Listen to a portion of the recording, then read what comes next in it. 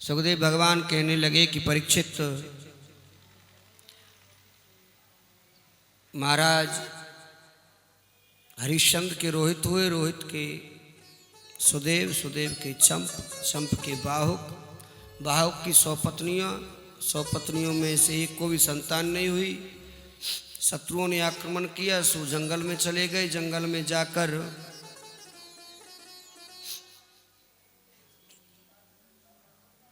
राजा बाहुक की मृत्यु निकट आ गई। राजा बाहुक क्षतिग्रस्त होने के कारण समाप्त हो गए। 100वीं जो रानी है, सबसे छोटी जो रानी है, वो अपने पति के साथ सती होने के लिए चिता तैयार करके बैठ गई। तो महर्षि औरव ने आकर उन्हें समझाया कि देवी,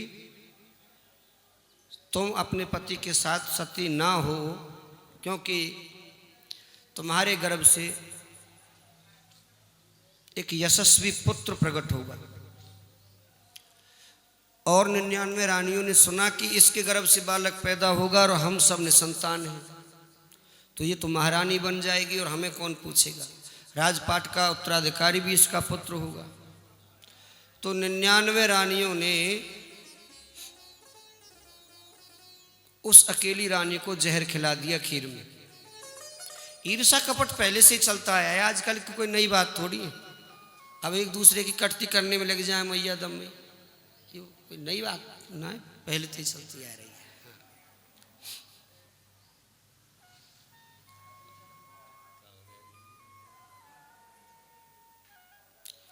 सुखदेव भगवान बतलाते हैं, राजन,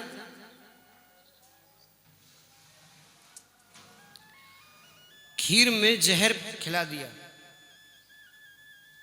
अनजाने में देवी ने खा भी लिया, लेकिन जिसका रक्षक परमात्मा हो उसे कोई नहीं मार सकता। वो बालक पैदा हुआ, अपने साथ जहर की उस पोटली को लेकर गर्भ से बाहर आया। तो ब्राह्मणों ने उस बालक का नाम रखा सगर। गर कहते हैं जहर को, जो जहर को अपने संग लेकर पैदा हुआ उसका नाम हुआ सगर। सगर महाराज बड़े हुए, अपने राजपाट को वापस छीन लिया। उनकी 2 पत्नियां हैं, सुमति और केसनी। सुमति से कोई संतान नहीं थी, तो और ऋषि के कहने से एक मांस का टुकड़ा पैदा हुआ। उस मांस के टुकड़े के 60,000 खंड खंड किए गए, जिनसे प्रत्येक खंड से एक एक बालक पैदा हुआ। सुमति से 60,000 पुत्र हुए और केसनी से हुए असमंजस। सगर महाराज के 60,000 पुत्र बड़े आताताई हुए। पृथ्वी कांप उठी, वो जिधर भी जाते सबको मार डालते हैं, सब पर अपना अधिकार जमाते। एक बार उनके मन में अश्वमेघ यज्ञ करने की आई। अश्वमेघ का यज्ञ किया, रथ के घोड़े को छोड़ दिया। देवराज इंद्र ने उस घोड़े को चुराया, ले जाकर कपिल मुनि के आश्रम में बांध दिया। कपिल मुनि के आश्रम में घोड़े को बांधकर इंद्र तो अंतर्ध्यान हो गए। अब सगर के 60,000 पुत्र उस घोड़े को ढूंढते ढूंढते कपिल मुनि के आश्रम में आ गए। कपिल मुनि को देखा, समाधि लगाकर बैठे हुए और साथ में वहीं पास में घोड़ा बंधा हुआ था।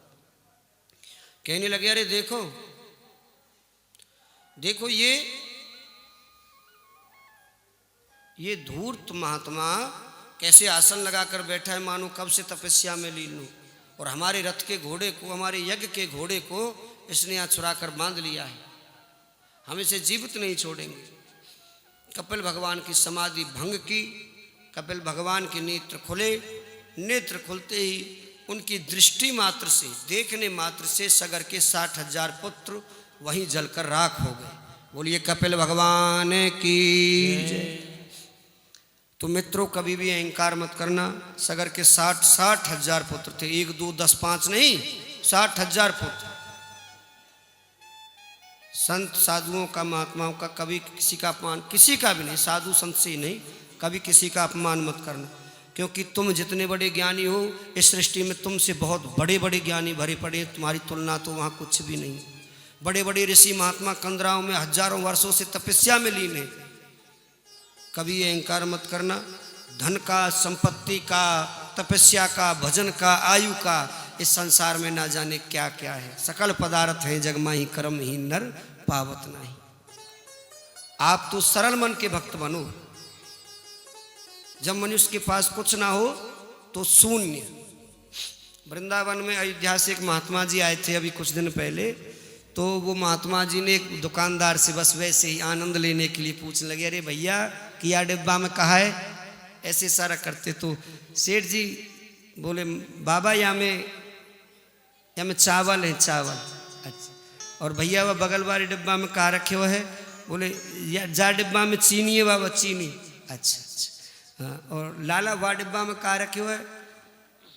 बोले महाराज उसमें तो राधे है। राधे? हाँ बाबा ऐसो देखो वा डिब्बा में कछु है ना खाली। अब खाली कहूँगा तो या को डिब्बा को भी अपमान होगा, इसलिए मैंने तो सीधो सिद्धांत बना रहा कि वह जो चीज़ खाली है जाए वही मैं राधे बोलूँ। महात्मा जी के नेत्र सजल हो गए, उस सेठ के पैरों में गिर पड़े कि तूने सत्य कहा। किताबों को पढ़ने से मुझे वो ज्ञान प्राप्त नहीं हुआ जो तेरी एक छोटी सी बात ने दे दिया, कि जहां खाली होगा परमात्मा का वास भी वहीं होगा। जब तक इस शरीर रूपी डब्बे में काम, क्रोध, मद, लोभ, मोह, मात्सर्य जैसे अवगुण भरे हुए होंगे तब तक भगवान कहाँ रहेंगे। डब्बा पहले से ही भरा हुआ है, और जिस क्षण तुम इस डब्बे को खाली कर लोगे, स्वच्छ कर लोगे, तो परमात्मा का वास हो जाएगा। अब जैसे आपको यहीं से वृंदावन जाना हो तो पड़ेगा 32-33 किलोमीटर, लेकिन जैसे जैसे पास चलते चले जाओगे कोसी पहुंचोगे तो और 28 रह जाएगा, और वृंदावन के समीप जैसे पहुंच जाओगे 2-4 जब वृंदावन पहुंचते 0 हो जाता है। दूरी जब तब तय हो गई तो 0 हो गया। जहाँ शून्य है, जहाँ 0 है, वहीं परमात्मा है। तो अपने आप को बिल्कुल रिक्त कर दो कि मैं कुछ जानता ही नहीं हूँ, ना मेरे पास कोई ज्ञान है, ना कोई बुद्धि है, बस मेरा सब कुछ परमात्मा को समर्पित है। ऐसा दृढ़ निश्चय कर लो कि मेरा सब कुछ परमात्मा को समर्पित है, मैं कुछ भी नहीं हूँ। सब चीज़ का अहंकार त्याग दो, परमात्मा आपको अवश्य प्राप्त होगी। कपिल मुनि के देखने मात्र सगर के 60,000 पुत्र जलकर राख हो गए। सगर महाराज ने असमंजस को बुलाया। असमंजस जी उन्हें ढूंढते ढूंढते कपिल मुनि के आश्रम पहुंचे। कपिल मुनि को जाकर उन्होंने दंडवत प्रणाम किया। कपिल मुनि कहने लगे कि अश्वोऽयं नियतां वत्स पितामहे पशु स्तव इमे च पितरो दग्धा गंग मोर हंति नेत्ररत। कपिल मुनि ने असमंजस को बता दिया कि तुम्हारे भाई मेरी दृष्टि मात्र से जलकर राख हो गए। तुम इस अश्व को लेकर जाओ, और यदि उनकी मुक्ति चाहते हो तो गंगा मैया का आह्वान इस भूमंडल पर करो। सुखदेव भगवान कहने लगे, परीक्षित जी, असमंजस ने खूब तपस्या की। तपस्या करते करते अपनी देह को त्याग दिया, लेकिन वो सफल नहीं हो पाई। असमंजस की इसी श्रृंखला में आगे चल के महाराज अंशुमान हुए। अंशुमान ने भी पूर्ण प्रयास किया, वो भी इस धरा से चले गए। इसी श्रृंखला में आगे चल के महाराज दिलीप हुए। दिलीप ने भी पूर्ण प्रयास किया, लेकिन वो भी चले गए। दिलीप के महाराज भागीरथ हुए। भागीरथ जी ने तपस्या की, ब्रह्मा जी प्रकट हुए, गंगा मैया ने उन्हें दर्शन दिए। वरम ब्रोही वरदान मांगो। भागीरथ जी ने हाथ जोड़े, प्रार्थना की कि हे ब्रह्मदेव, हे गंगा मैया, मेरे पितरों के लिए, आत्म शांति के लिए आपको इस भूमंडल पर आना होगा। आपके स्पर्श करने से इनके पाप दूर होंगे। इन्होंने कपिल भगवान का अपमान किया है, उन्हीं के देखने मात्र से ये सब नरक लोक में नरक भोग रहे हैं। आप मेरे ऊपर कृपा करें और आए। ब्रह्मा जी तत्पर हो गए, तैयार हो गए। कहने लगे कि गंगा को मैं छोड़ दूंगा, गंगा आएगी। गंगा मैया ने स्वीकृति दे दी, लेकिन गंगा मैया कहने लगी, मैं धरती पर जब आऊंगी तो मेरे वेग को कौन धारण करेगा। यदि मैं धरती पर आई तो मेरा वेग इतना प्रबल होगा कि भूमि रसातल में चली जाएगी, रंध्रान को फाड़ते हुए मैं पाताल में चली जाऊंगी और ओजोन परत टूट जाएंगी।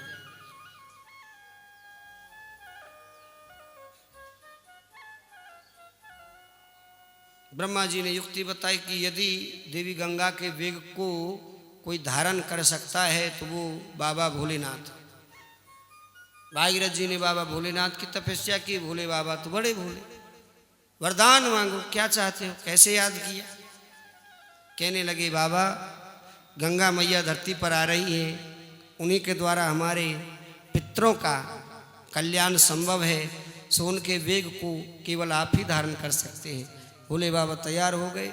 ब्रह्मा जी ने अपने कमंडल से गंगा मैया को आज़ाद किया। गंगा मैया इस भूमंडल की ओर बड़े वेग से दौड़ पड़ी। भगवान शिव ने अपनी जटाओं को खोला, गंगा मैया उन जटाओं में आकर उलझ गई। इधर उधर भागने का प्रयास भी किया लेकिन जटाओं में उलझ कर रह गई। भागीरथ जी ने प्रार्थना की, भोले बाबा उन्हें जटाओं में गंगा जी को बांध लिया। अपनी एक जटा भोले बाबा ने वहाँ से निकाली, उसी से एक धारा प्रवाहित हुई। वो धारा भागीरथ जी महाराज के पीछे पीछे चली। जिस जिस स्थान पर भागीरथ जी ने अपने रथ को रोका, स्थान पर आज गंगा के घाट बने हुए हैं जहाँ हम स्नान करने के लिए जाते हैं। मार्ग में जुनू नाम के ऋषि थे। गंगा मैया इतने वेग से आई कि जुनू ऋषि की कुटिया को उड़ाकर ले गई। जुनू महाराज को बड़ा क्रोध आया कि ये जल की धारा इतनी प्रबल हो गई, इसने मेरी तपस्या को विघ्न में डाल दिया। सो जुनू ऋषि ने ओक लगाई और गंगा जी को पी गए। अब गंगा जी जुनू के पेट में पहुंच गई। इधर उधर भागने का प्रयास करने लगी, निकलने का प्रयास करती, लेकिन जुनू ऋषि ने उन्हें पेट में ही कैद कर लिया। भागीरथ जी ने पीछे मुड़कर देखा तो गंगा जी तो उनके पीछे ही नहीं। ये विचित्र लीला देखकर बड़े अचंभित हुए। भगवान भोलेनाथ से पुनः प्रार्थना की तो भोलेनाथ ने बताया कि मैंने तो गंगा को मुक्त कर दिया था, लेकिन जुनू ऋषि ने उन्हें फिर बंधन में बांध लिया है। जुनू ऋषि से जाकर बार बार विनती की तो जुनू ऋषि ने गंगा को आज़ाद किया। गंगा जी को अहंकार था कि मैं बहुत शक्तिशाली हूँ, भोलेनाथ ही मुझे केवल धारण कर सकते थे, उसके अलावा मेरे वेग को कोई धारण नहीं कर सकता। तो अहंकार समाप्त देवी देवताओं का भी हुआ है। गंगा मैया बाहर आई, जुनू ऋषि को अपना पिता मानकर उन्हें प्रणाम किया कि हे पिता, मुझे अहंकार था लेकिन तुमने मेरे अहंकार को दूर किया, अतः मैं आपकी पुत्री के समान हूँ। उसी दिन गंगा मैया का नाम हुआ जाह्नवी। जुनू ऋषि की पुत्री जाह्नवी, जुनू ऋषि से ही इनका नाम प्रकट हुआ है। बोलिए जाह्नवी मैया की जय। सुखदेव भगवान कहते हैं परीक्षित, भागीरथ जी के रथ के पीछे पीछे गंगा मैया चली और कपिल मुनि के आश्रम से होते हुए समुद्र में जा मिली। उन राख के ढेरों से केवल स्पर्श किया, स्पर्श करने मात्र से सगर के 60,000 पुत्रों का उद्धार हो गया। वो सभी नरक लोक से स्वर्ग लोक में चले गए। बोलो गंगा मैया की जय हो। हम श्री परमहंस कुठावाले बाबा के आश्रम पर बैठकर गंगा मैया से प्रार्थना करते हैं कि गंगा मैया, जिस तरह तुमने सगर के 60,000 पुत्रों का उद्धार किया, संसार के समस्त पापों को समाप्त करने की शक्ति तुम में है। हे गंगा मैया, हमसे जाने अनजाने जो भी गलतियां हो रही हैं, होती रही है, आप उनको क्षमा कर हमारे सभी पापों को हमसे दूर करें। हमारी सबकी यही प्रार्थना है कि सभी पाप हमारे नष्ट हो जाएं। हम आपका आश्रय लेते हैं और सच्चे मन से हम इस आश्रम पर बैठकर गंगा मैया के स्नान का संपूर्ण अनुभव कर रहे हैं। बोलो गंगा मैया की जय। इसी वंश में आगे चल के महाराज खटवांग हुए। खटवांग के महाराज रघु के महाराज अज और अज के हुए दशरथ जी। दशरथ जी की 3 रानियां हैं, कौशल्या, कैकेयी और सुमित्रा। खट्वांगो दीर्घ बाहुष रघु इष्टमात पृथुस्रवा अजस्ततो महाराजस्त समाद दशरथो भवेत्।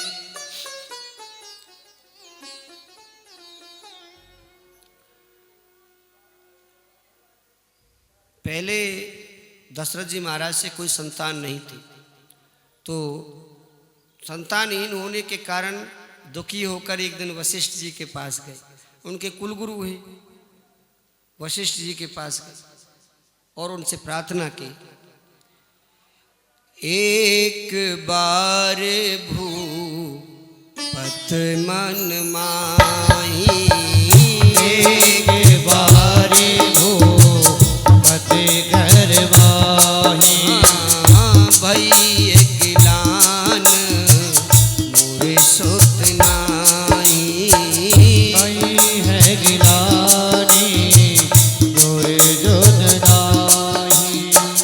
गुरु ग्रह गया तुरत मही पाला, गुरु ग्रह गया तुरत महिपाला, चरण लागे कर विनय विशाला, शरण लागे कर विशाला।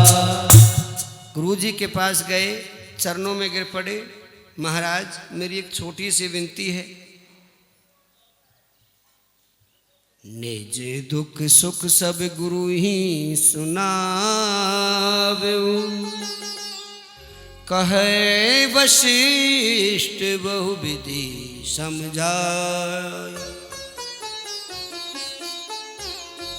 अपना सारा दुख गुरु जी को सुना दिया। गुरु जी संतान नहीं है, क्या करूं। वशिष्ठ जी खुद चिंतित कि जिनके लिए हम कुलगुरु बने, हमें पता चला था कि इसी वंश में इन्हीं के पुत्र भगवान साक्षात रूप में विराजमान लेंगे, अब वो ही नहीं आ रहे, बड़ा विलंब हो रहा है।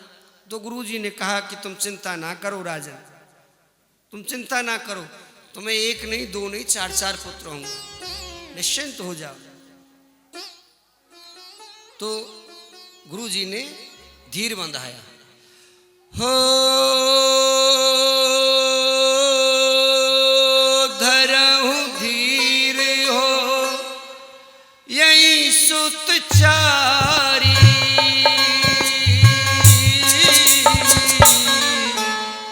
त्रिभुवन विदित भगत भयहारी।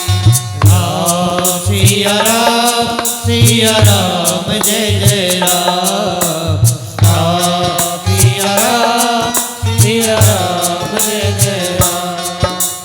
हो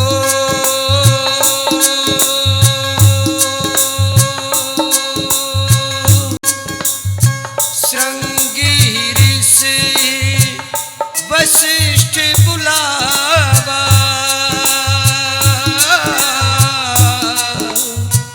पुत्र काम शुभ यज्ञ करावा।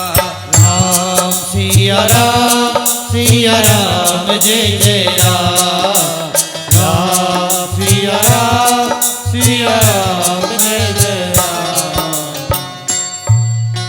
वशिष्ठ जी ने श्रृंगी ऋषि को बुलाया, पुत्र के लिए शुभ यज्ञ करवाया। हे राजन, उस यज्ञ से स्वयं अग्निदेव अपने हाथ में हवि का पात्र लेकर प्रकट हुए। अग्नि देवता ने खीर का कटोरा अपने हाथ में लिए हुए वहां पर प्रकट हुए, कहने लगे राजन अपनी स्त्रियों को इस खीर को, इस प्रसाद को खिला दो, इसको खाने से तुम्हें पुत्र की प्राप्ति हो जाएगी। अब दशरथ जी ने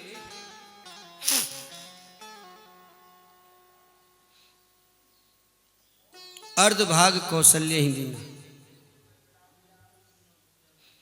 3 हिस्से किए थे पहले।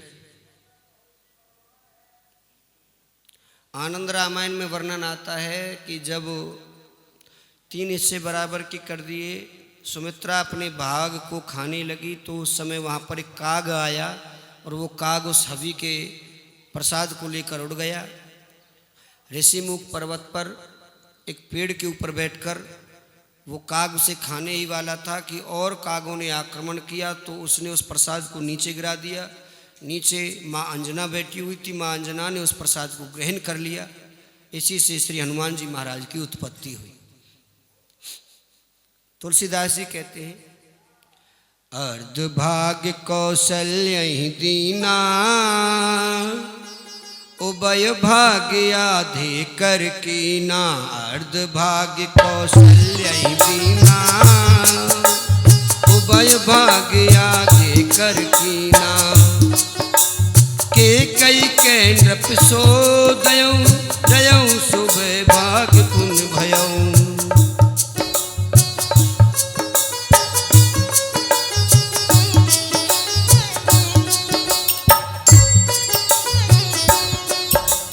कौशल्या के कई हाथ धर, कौशल्या के कई हाथ धर। दीन सुमित्र मन प्रसन्न कर।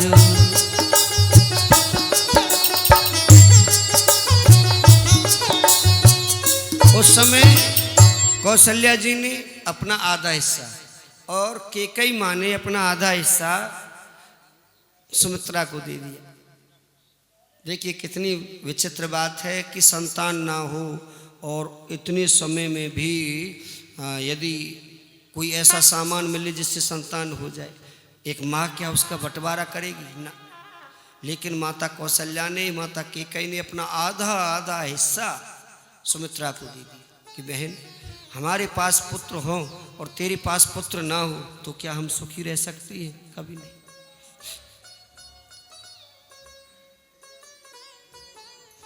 अब सुमित्रा के पास तो हो गए 2 हिस्से और कौशल्या केकई के पास एक हिस्सा।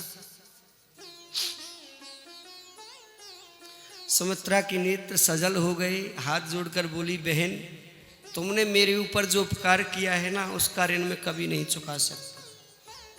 तुमने अपना वो भाग मुझे दिया है जो तुम्हारा था और तुम दोनों से अब 2 गुना मेरे पास है। तुम्हारे पास 1 भाग रहा और मेरे पास 2 गुना। यदि मुझसे 2 पुत्र पैदा हुए ना तो आज मैं तुमको वचन देती हूँ कि मैं अपने दोनों पुत्रों को तुम दोनों के पुत्रों की सेवा में लगा दूंगी। धन्य है माता सुमित्रा जो जन्म से ही पहले प्रतिज्ञा करती है कि मेरे पुत्र तो सेवक ही बनकर रहेंगे, कभी स्वामी नहीं बनेंगे।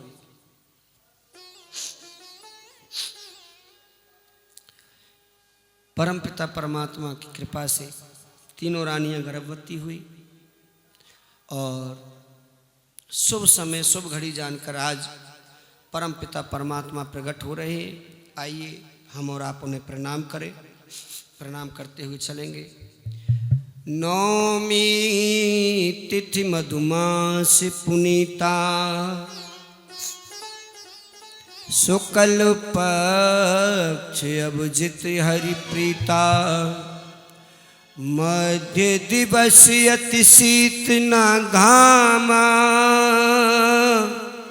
पावन काल लोक विश्रामा। नौमी तिथि मधुमास शुक्ल पक्ष अभिजित नक्षत्र दिन के 12 बजे भगवान अवतार ले रहे, राघवेंद्र सरकार का अवतार हो रहा है। आइए हम और आप लोग उनको प्रणाम करते हुए चलेंगे बड़े भाव और स्नेह से, साथ साथ तालियों के साथ गाते हुए।